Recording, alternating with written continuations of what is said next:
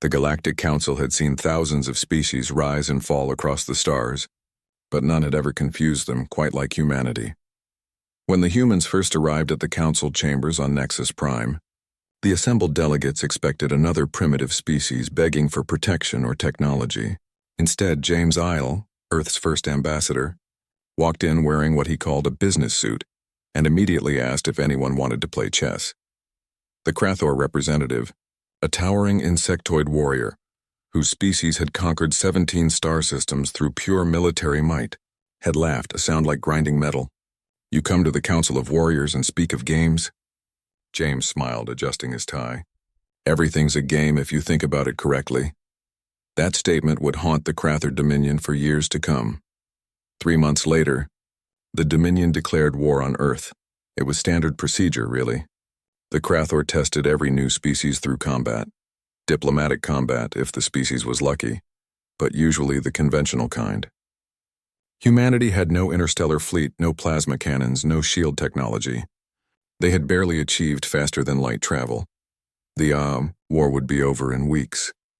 James Isle requested a meeting with the Krathor. "War Master, before the first shot was fired, we accept your declaration of war," James said calmly, sitting across from the massive alien in a neutral station's conference room.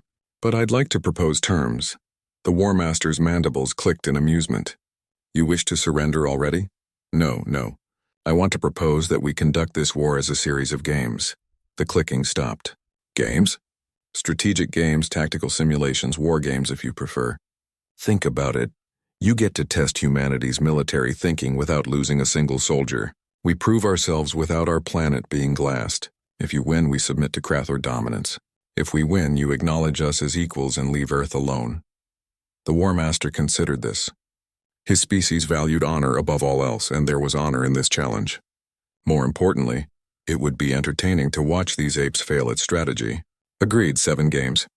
Best of 7 determines the victor.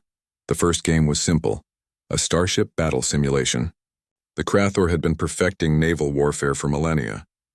Their strategies had conquered countless worlds. James lost spectacularly in the first round. The Krathor barely had to try. But in the second simulation, something changed.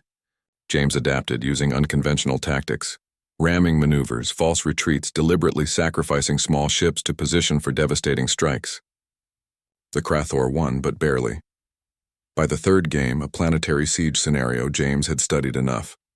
He won using a strategy the Krathor had never seen.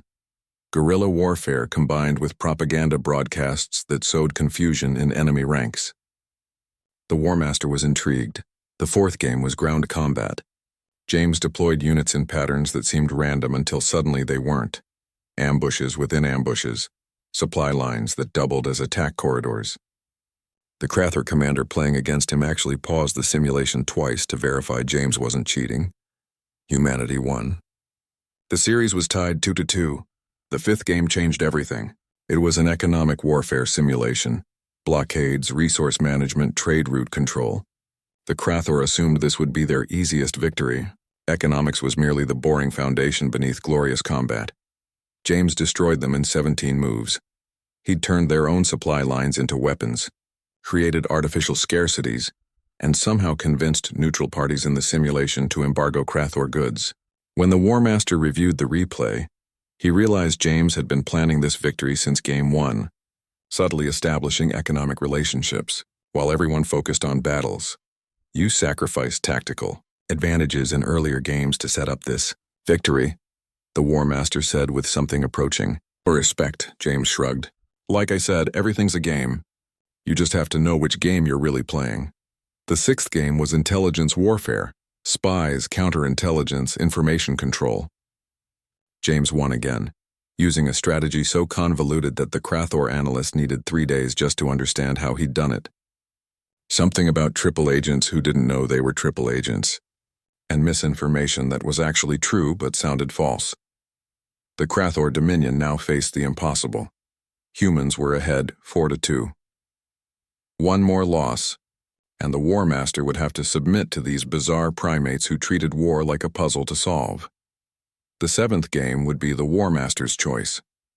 He selected the most brutal scenario in Krathor history, a recreation of the Battle of Kreshnar, where Krathor forces had held a fortress against overwhelming odds for 73 days before achieving victory through sheer ferocity. James would play the attackers. The War Master himself would play the defenders. The game began. James attacked relentlessly, losing thousands of simulated troops.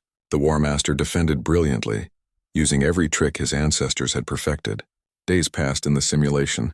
10, 20, 30 days of brutal combat. James kept attacking, kept losing, kept coming back. On day 45, the War Master noticed something odd. James's attacks were becoming more precise. He was learning, adapting, memorizing every defense, every response pattern. On day 60, James suddenly changed tactics entirely. He stopped attacking the fortress and surrounded it instead, cutting off supplies while his troops rested and reinforced. The War Master realized his mistake too late. He'd assumed James was trying to replicate the historical victory. Instead, James had used those 60 days to gather intelligence while making the War Master commit to a defensive position. Now, with supply lines cut and troops exhausted, the fortress would fall, not through glorious combat, but through simple logistics. On day 73, the exact day the historical Krathor had achieved victory, James's forces walked through the fortress gates. The defenders had surrendered rather than starve. The simulation ended. Silence filled the chamber. Finally, the War Master spoke. "You lost thousands to learn our patterns. You sacrificed pride for information. You turned our greatest victory into your trap." He stood, towering over James. "This is not how wars are fought." James stood as well, much smaller, but somehow not diminished. "No, War Master. This is not how your wars are fought. Humans learned long ago that war is just another game. A terrible, costly game, but a game nonetheless. And we've been playing games since we lived in caves. We've had thousands of years to get creative." The War Master was silent for a long moment. Then his mandibles clicked, not in mockery but in genuine laughter. "The Krathor Dominion recognizes humanity as equals," he declared, "and I personally request that Ambassador James Isle teach our strategists his methods." James grinned. "I'd be happy to. But first, War Master, I have a question." "Yes? Do you know how to play poker?" The War Master would later tell his clutchmates that this question should have been his first warning. By the time humanity finished teaching the Galactic Council about Earth games, poker, chess, Go, diplomatic negotiations disguised as friendly competitions, the entire political landscape of the galaxy had shifted. Because James Isle had been right all along. Everything was a game. You just had to convince everyone else to play by rules where humanity had a few thousand years of experience. And humans, as the galaxy was learning, really loved their games.